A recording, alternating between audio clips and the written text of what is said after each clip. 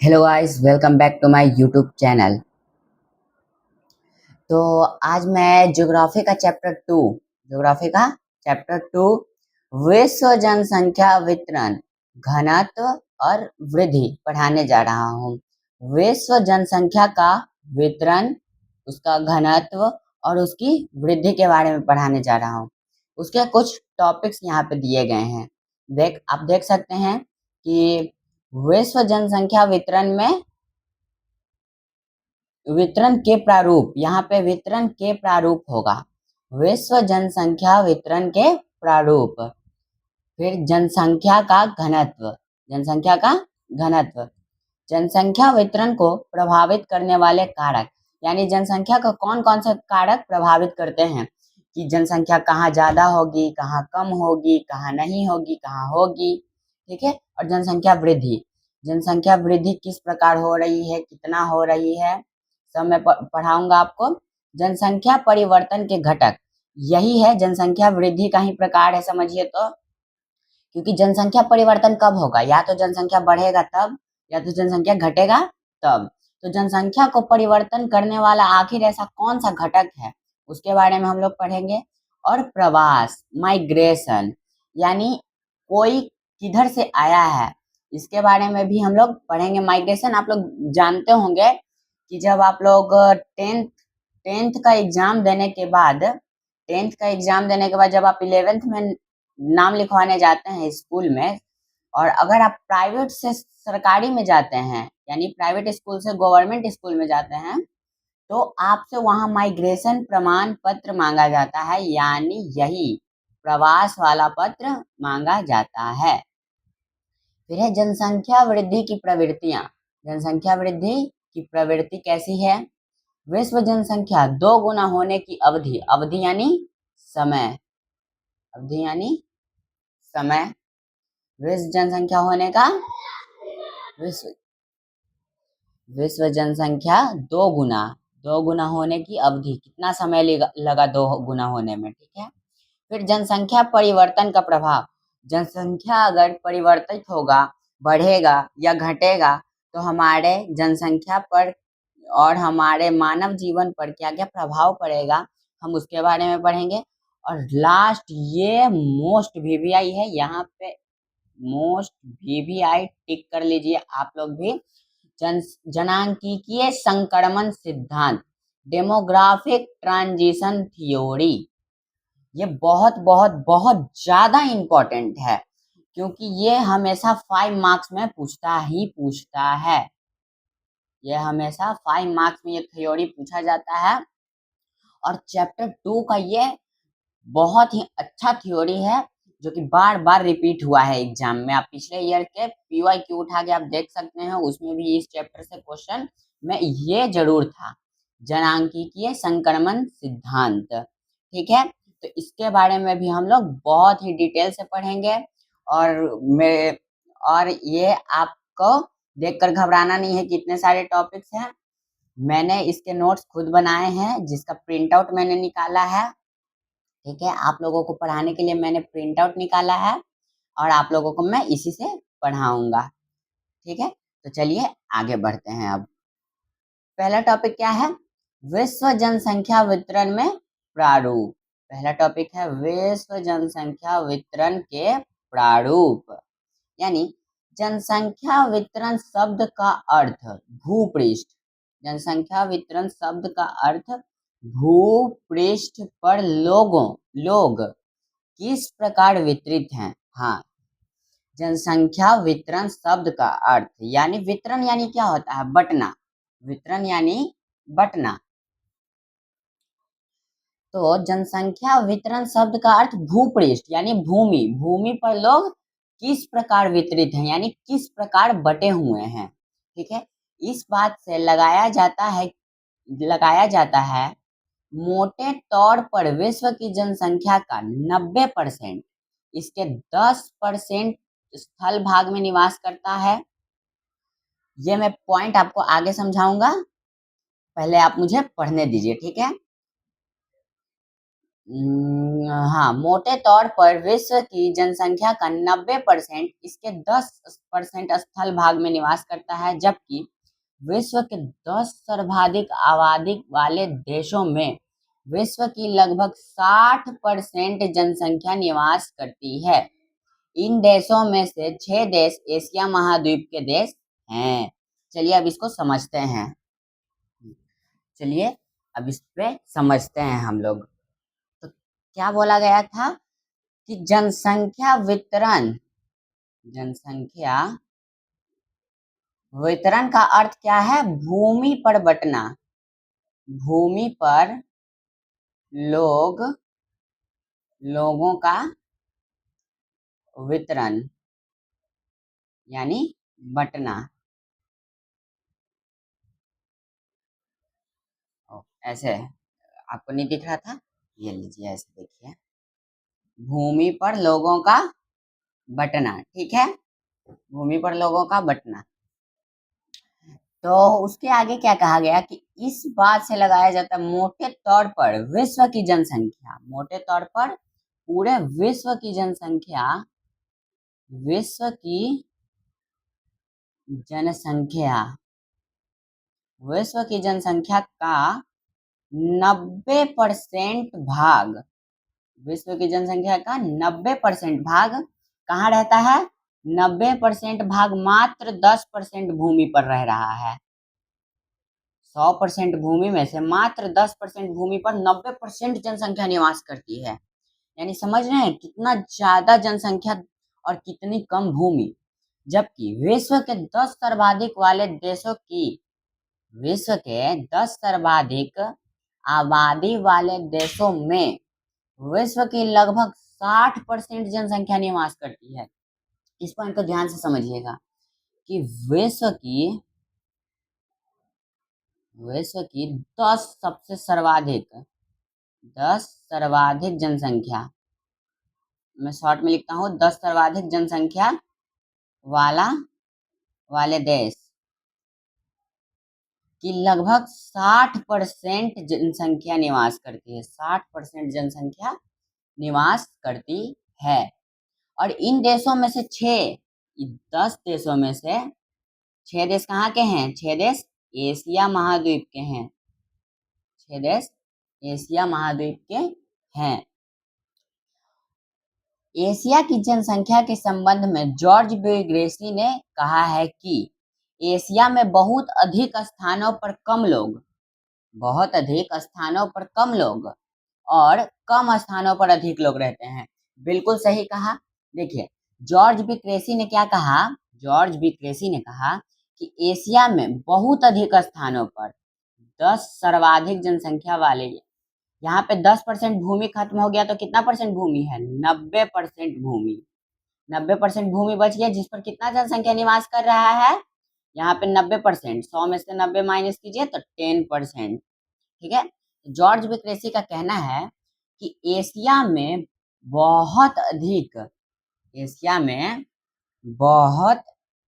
स्थानों पर, बहुत अधिक, इतना स्थान बच गया, बहुत अधिक स्थानों पर बहुत कम जनसंख्या, बहुत अधिक स्थानों पर बहुत कम जनसंख्या, जबकि कम स्थान पर, स्थान कितना है? 10%, कम स्थान पर ज्यादा जनसंख्या निवास करती है, 90%।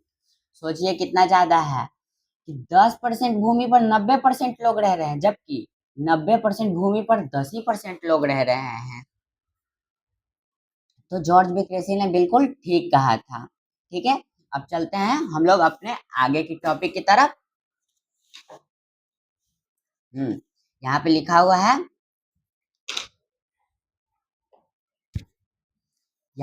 हुआ है, देखिए, एशिया की जनसंख्या के संबंध में जॉर्ज बी क्रेसी ने कहा है कि एशिया में बहुत अधिक स्थानों पर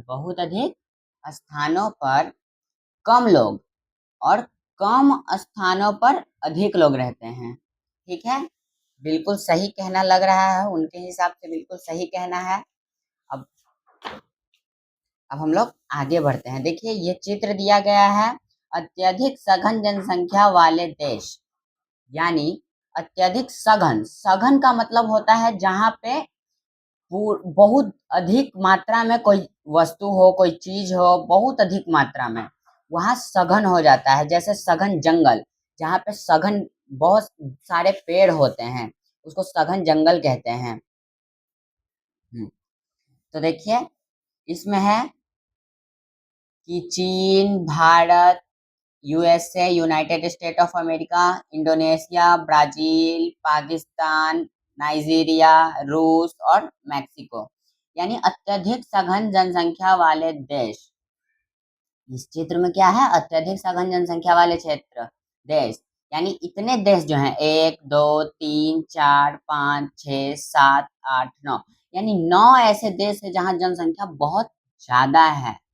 ठीक है। जनसंख्या घनत्व, जनसंख्या घनत्व क्या है? पहले तो जनसंख्या घनत्व को समझते हैं।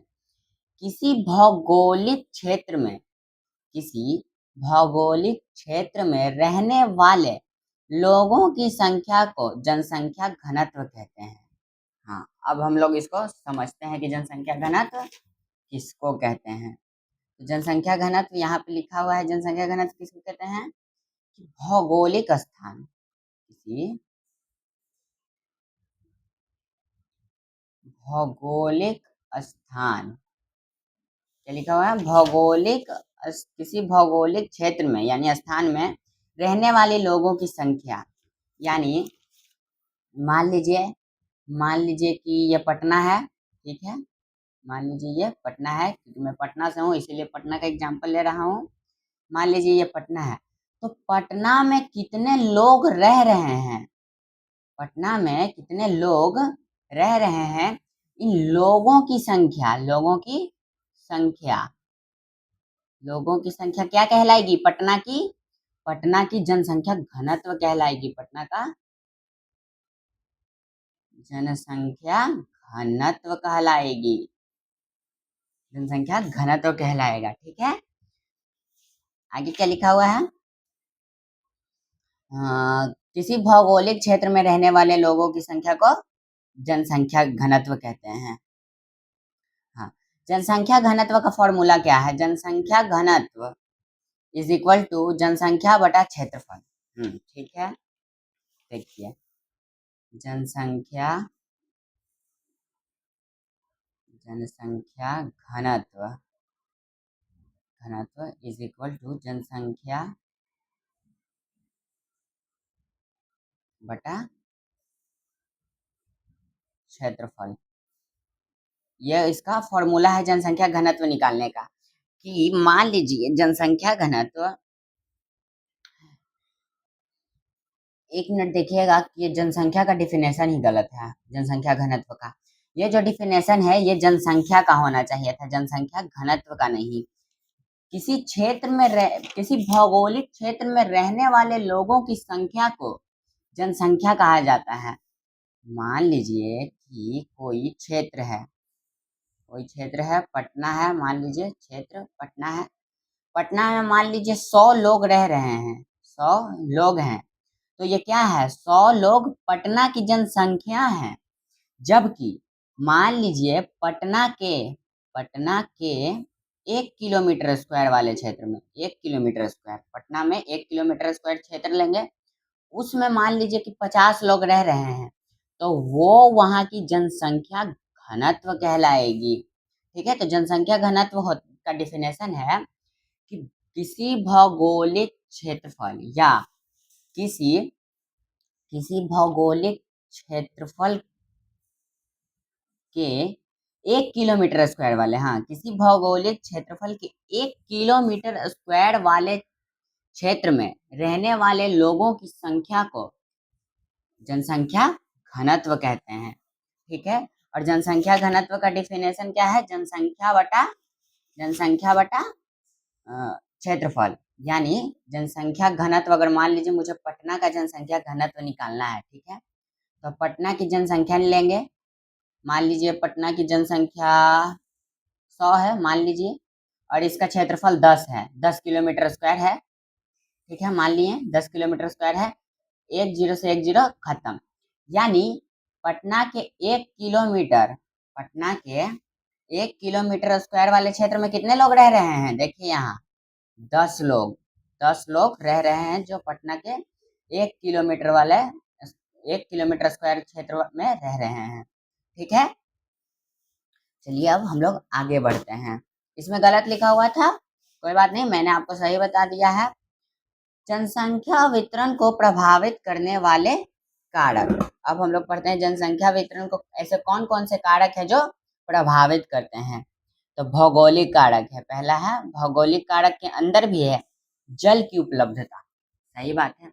अब आप खुद बताइए कि आप कहाँ रहना पसंद करेंगे, वहां जहाँ अकाल पड़ेगा या फिर वहां जहाँ पे वर्ष भर आपको पानी मिलेगा, जो कल होता है उसका लेयर नहीं भागेगा, या फिर वहां आप रहना पसंद करेंगे जहां आप गर्मी आते ही आपके कल का लेयर भाग जाएगा, आपके हैंडपंप का लेयर भाग जाएगा, यानी आपका हैंडपंप का पाइप जितना नीचे होगा उसके उससे नीचे आपका पानी चला जाएगा, उसको कहते हैं लेयर भागना। ठीक है, तो जल की उपलब्धता जनसंख्या वितरण को प्रभावित करती है। कैसे प्रभावित करती है वो हम लोग पढ़ते हैं। ठीक है, जल जीवन का सर्वाधिक महत्वपूर्ण कारक है, अतः लोग उन क्षेत्रों में बसने को प्राथमिकता देते हैं जहां जल की आसानी से उपलब्धता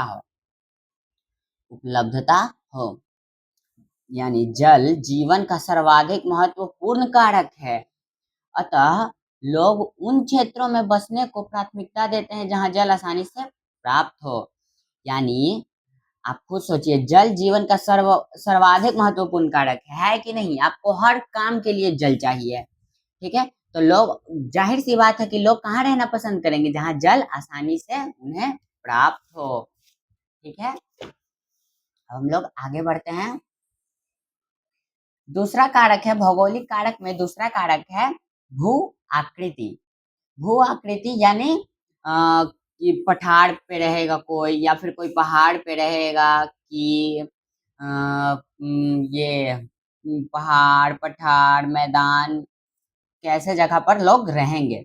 तो देखिए यहाँ पे लिखा हुआ है भू आकृति कैसे प्रभावित करती है, उसमें लिखा हुआ है लोग समतल मैदानों और मंद ढालों पर बसने को वरीयता यानी प्राथमिकता देते हैं।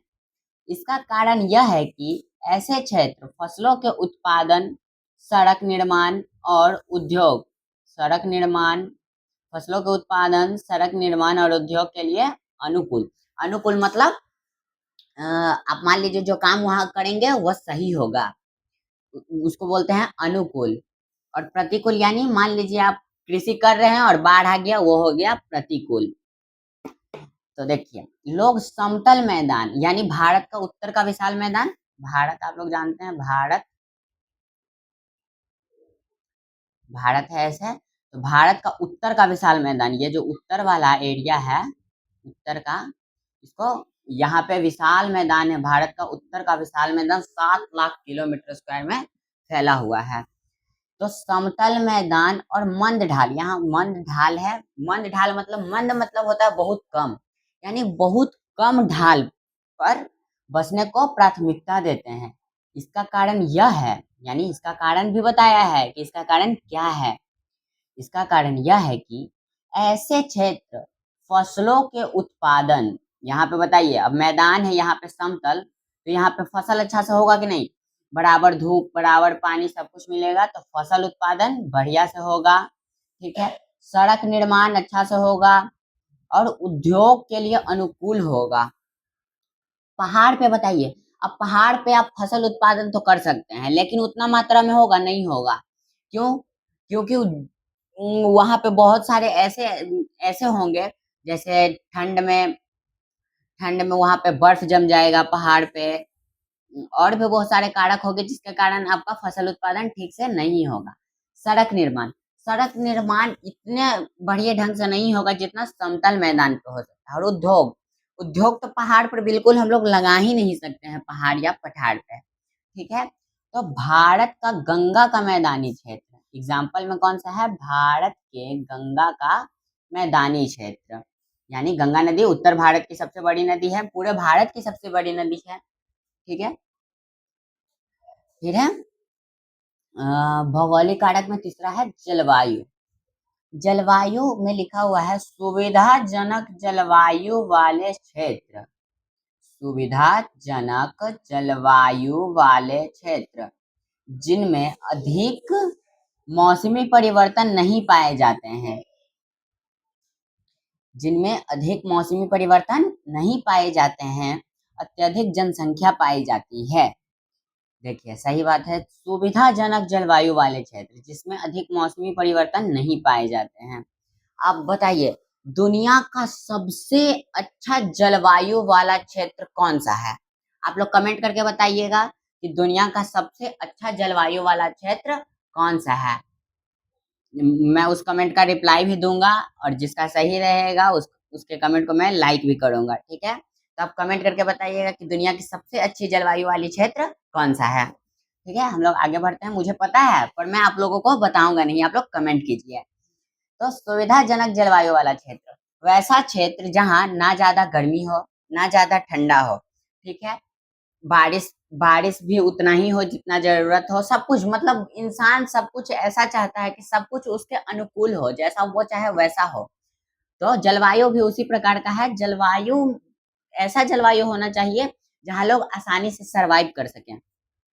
क्या बताइए आप भारत के होकर क्या आप रूस में रह सकते हैं? रूस में आप आपका सरवाइव करना, अगर आप जन्म से हैं तब तो ठीक है, लेकिन अगर आप जन्म से नहीं है तो रूस में आपका सरवाइव करना बहुत ही मुश्किल है, ठीक है। क्योंकि वहां पे बहुत ज्यादा ठंड पड़ती है। तो बताइए वो सुविधाजनक जलवायु हुई? नहीं हुई। क्यों? क्योंकि उसमें मौसमी परिवर्तन है, बहुत ज्यादा ठंड है, ठीक है। अब आप लोग ले लीजिए अफ्रीका। अफ्रीका में इतनी ज्यादा गर्मी पड़ती है, इतनी ज्यादा गर्मी पड़ती है कि वहाँ के लोग भी बहुत काले काले होते हैं लोग। क्यों? क्योंकि वहाँ पे सूर्य की जो किरणें हैं वो सीधी पड़ती है। तो अफ्रीका में रहना आप पॉसिबल है? हम लोग नहीं रह सकते हैं भारत वाले। क्यों? क्योंकि हम लोग जन्म से यहाँ रहे हैं। अगर कोई जन्म से वहां है तो उसको वहां रहने की आदत है। तो अत्यधिक जनसंख्या कहाँ पाई जाती है? जहाँ सबसे अच्छा जलवायु होगा। और चौथा है भौगोलिक कारण में चौथा है मृदा।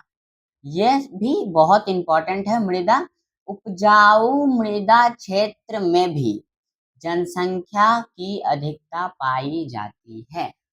यानी अब आप बताइए कि आप कहाँ रहना पसंद करेंगे? वहां जहां फसल एकदम हो ही ना, या फिर वहां जहां फसल हो, आप ताजे ताजे सब्जी आपको मिले, आप ताजी ताजी रोज खाएं सब्जी, गेहूं हो चावल हो सब कुछ हो, आप वहां रहना पसंद करेंगे ना कि जहाँ पे मिट्टी उपजाऊ हो, मिट्टी क्या हो? उपजाऊ मृदा हो, वहां पे जनसंख्या अधिक होती है, ठीक है।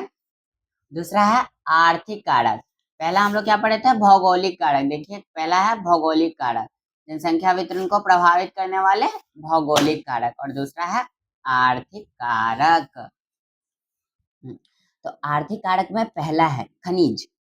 खनिज वाले क्षेत्रों में औद्योगिक क्रिया या उद्योग क्रियाएं होती हैं, जिसके कारण रोजगार के लिए इस क्षेत्र में कर्मचारी पहुंचकर जनसंख्या सघन बना देती है। हाँ देखिए यहाँ पे है खनिज। खनिज वाले क्षेत्रों में उद्योग क्रियाएं होती है। आपको पता होगा कि लोहा बनता है तो उसके लिए खनिज की आवश्यकता है, तांबा के लिए खनिज की आवश्यकता है, सब चीज जो बनता है उसके लिए हमें खनिज खनिज निकालने पड़ते हैं, ठीक है। तो खनिज वाले क्षेत्र में औद्योगिक क्रिया होती है, सही बात है। अब बताइए आप सोना सोना को निकालिएगा तो ये लिक्विड फॉर्म में रहता है, उसको आप उद्योग मतलब फैक्ट्री में ले जाते हैं और वहां पे उस सोने को आकार देते हैं, ठीक है। तो औद्योगिक क्रिया हुआ, खनिज वाले क्षेत्रों में औद्योगिक क्रिया होती है, ठीक है, जिसके कारण रोजगार के लिए इस क्षेत्र में कर्मचारी जाते हैं। आप जानते होंगे कि जहाँ पे फैक्ट्री लगता है वहां पे लोगों को रोजगार मिलता है। जहाँ पे फैक्ट्री लगेगा वहां लोगों को रोजगार मिलेगा ना जी। तो लोगों को वहां रोजगार मिलता है, जिसके कारण बाहर से भी लोग वहां जहाँ फैक्ट्री लगता है वहां पे चले जाते हैं। जैसे मान लीजिए कि पटना है और दिल्ली है, ठीक है। पटना में फैक्ट्री लगा नहीं, पटना में तो नहीं लग सकता भाई, दिल्ली में ही लगेगा। दिल्ली में मान लीजिए फैक्ट्री लगा, दिल्ली में एक फैक्ट्री लगा तो लोग पटना से कहाँ जाएंगे? दिल्ली। किस लिए? काम के लिए, काम करने जाएंगे। तो यहाँ से लोग वहां चले जाते हैं। इसी को प्रवास भी कहते हैं, इसी को जाने को भी प्रवास भी कहते हैं, इसे ही प्रवास कहते हैं। ठीक है, तो जनसंख्या सघन बना देती है। अब बताइए, दिल्ली में मान लीजिए 100 लोग हैं, दिल्ली में 100 लोग हैं और यहाँ से 100 लोग और चले गए, तो यहाँ कितना हो गया? दोनों को जोड़ेंगे, यहाँ हो जाएगा 200 लोग, यहाँ हो जाएगा, तो जनसंख्या बढ़ा ना। तो वही बात कह रहा है कि जनसंख्या सघन बना देती है, सघन। जैसे कंटका, जाम्बिया और तांबा पेटी अफ्रीका। ठीक है, ये जितना भी ये रंगा हुआ है, ये पेन से उन्हीं क्षेत्रों के बारे में ऊपर लिखा हुआ है। ठीक है, अब हम लोग आते हैं, दूसरा है नगरीकरण। आर्थिक कारक के अंदर है दूसरा नगरीकरण।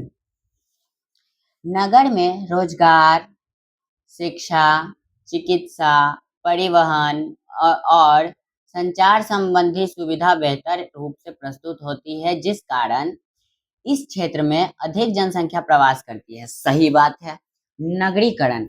अब आप बताइए, क्या आप वैसे दुनिया में रहना चाहेंगे जहां मोबाइल नहीं हो, टीवी ना हो, कंप्यूटर ना हो, लैपटॉप ना हो, मतलब कुछ भी टेक्नोलॉजी का कोई भी सामान ना हो? आपको पुराने तरीके से जीना पड़े, अगर किसी से बात करना है तो चिट्ठी लिखना पड़े, अगर आपको पढ़ना है तो पीपल की छांव में बैठ कर पढ़ना पड़े, चिकित्सा वही जो आजकल जो ओझा होता है, ओझा उस टाइप का चिकित्सा मिले, परिवहन लंबा सफर तक पैदल चलना पड़े, और संचार यानी वही चिट्ठी वाला बात।